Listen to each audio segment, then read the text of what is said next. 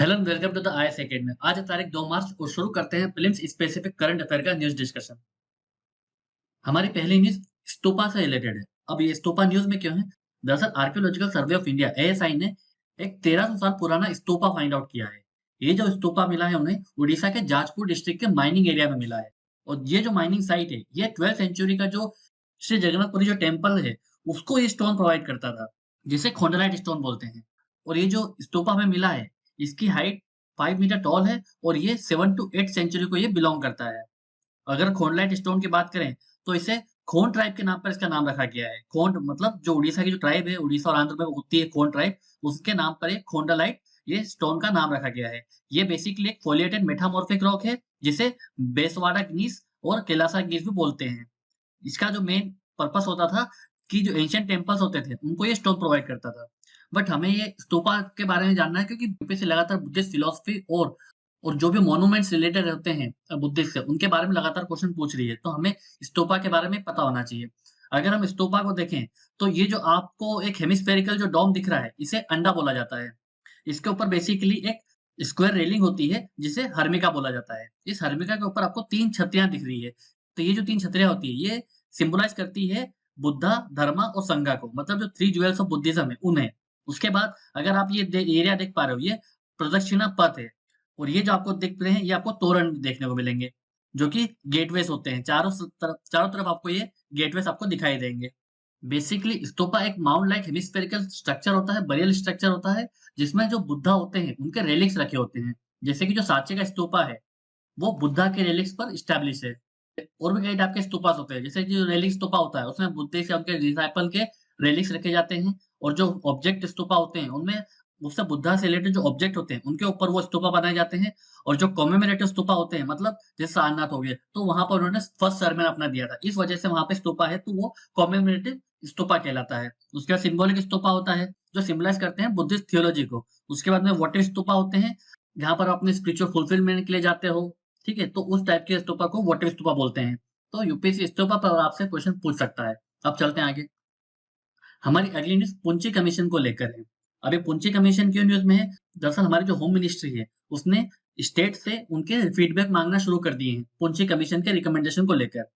अब यहाँ पर क्वेश्चन ये बनता है कि पुंची कमीशन क्या है बेसिकली? क्योंकि यूपीएससी ने पहले सरकारिया कमीशन पर क्वेश्चन पूछा था, तो पुंची कमीशन पर भी क्वेश्चन पूछा जा सकता है क्योंकि सरकारिया कमीशन और पुंची कमीशन दोनों ही सेंटर स्टेट रिलेशन को लेकर बनाए गए कमीशन से।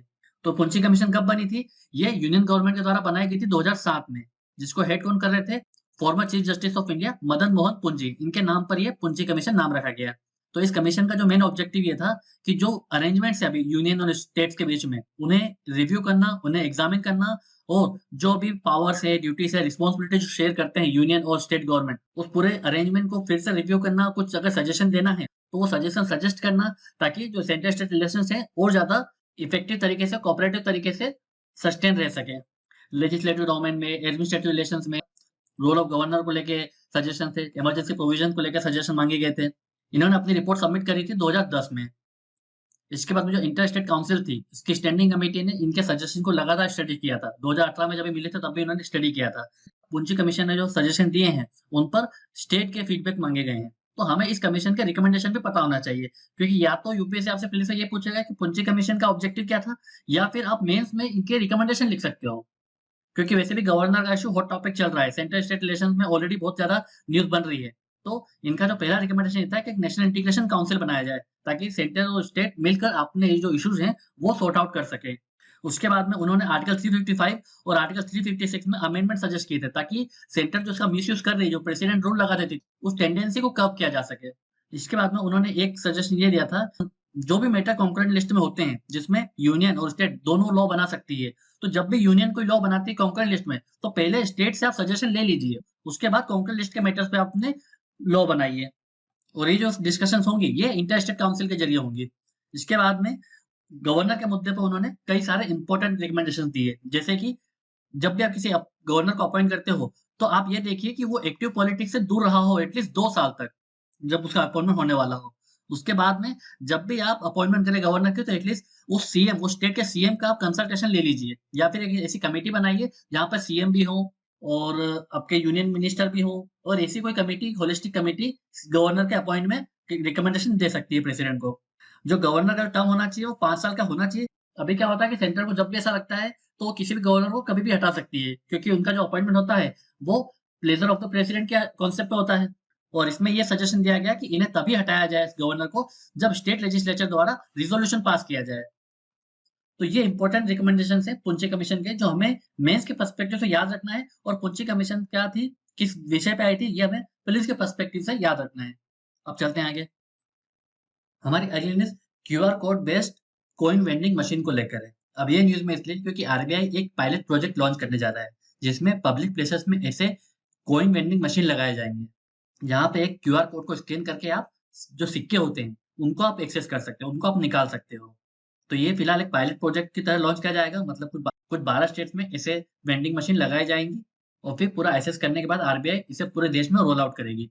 तो ये QR code based coin vending machine क्या है? तो ये एक टाइप का कैशलेस कॉइन डिस्पेंसर मशीन होगा, जिसमें आप कॉइन्स निकाल सकते हो किसी भी अमाउंट में, जो आपके अकाउंट में ऑलरेडी डेबिट हो, मतलब जो आपके अकाउंट में जितने पैसे हैं, उसके करेस्पॉन्डेंस में आप अपने सिक्के निकाल सकते हो। इसके लिए आप यूनाइटेड पेमेंट इंटरफेस यूपीआई का यूज़ कर सकते हो। जो मेन ऑब्जेक्टिव ये है कि हमारा जो कॉइन का डिस्ट्रीब्यूशन है, उसे प्रमोट करें, उनके यूज़ को प्रमोट करें और जो एक्सेसिबिलिटी है कॉइन्स की, उसे बढ़ा सकें। इसके बाद में एक ऑप्शन ये भी रहेगा कि आपको जिस डिनोमिनेशन का कॉइन्स चाहिए, आप वो भी ले सकते हो। जैसे अगर आपको सिर्फ पर्टिकुलर 10 के सिक्के चाहिए, तो आप 10 के सिक्के लो। अगर आपको सिर्फ 5 के सिक्के चाहिए, तो आपको 5 का सिक्के ले सकते हो। तो ये आपके पास ऑप्शन रहेगा। ये जितने वेंडिंग मशीन लगाए जाएँगे, ये railway station, shopping malls, market place पे लगाए जाएँगे, ताकि इन कॉइन्स की जो एक्सेसिबिलिटी है, उन्हें बढ़ाया जा सके। अभी आरबीआई के बुलेटिन को देखें, तो अभी जो total value of circulation of रूपी कॉइन्स है, वो 28,857 करोड़ रुपए है। मतलब 28,857 करोड़ रुपए के जो रूपी कॉइन्स है, उतनी वैल्यू के जो कॉइन्स है, वो सर्कुलेट हो रहे हैं। हमें यहाँ पे रुपए कॉइन्स का मतलब पता होना चाहिए। रुपए कॉइन्स का मतलब है ₹1 या उससे अधिक के जो सिक्के होते हैं, ₹1, ₹5, ₹10, ₹20, उन सिक्कों को बोला जाता है रुपए कॉइन। और जो 50 पैसे तक के सिक्के होते हैं, उन्हें स्मॉल कॉइन्स बोला जाता है। तो अभी फिलहाल 50 पैसे, ₹1, ₹2, ₹5, ₹10 और ₹20 के सिक्के मार्केट में सर्कुलेट हो रहे हैं।